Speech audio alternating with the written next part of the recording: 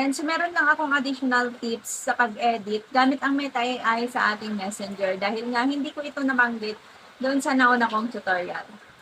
And for example po, ito yung picture na pinagawa ko kanina. And then, pinapalitan ko yung kulay nito into pink. Nilagay ko lang dyan, change the color of the costume of the woman into pink. Dito sa baba, may makikita kayong ganito doon sa binigay na picture ni Meta. Pindutin nyo po yan, yung parang pencil.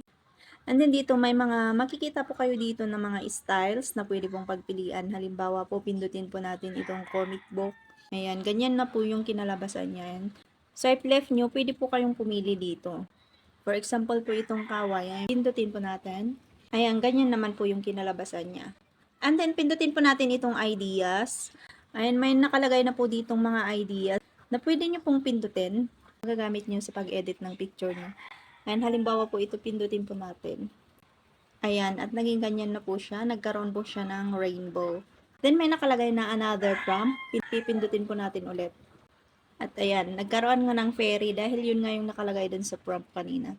Ayun, marami pa kayong pwedeng idagdag dito. Kapag pipindutin nyo po, madadagdagan o magkakaroon ng ibang features yung mga pictures nyo. Kapag okay na kayo, pindutin nyo lang yung sa taas. Hilain nyo po pataas. Ayun, ito na po yung na-generate dun sa last na creation natin. Pindutin nyo lamang po ito at mapunta na po yan sa inyong gallery. Follow and share for more tips.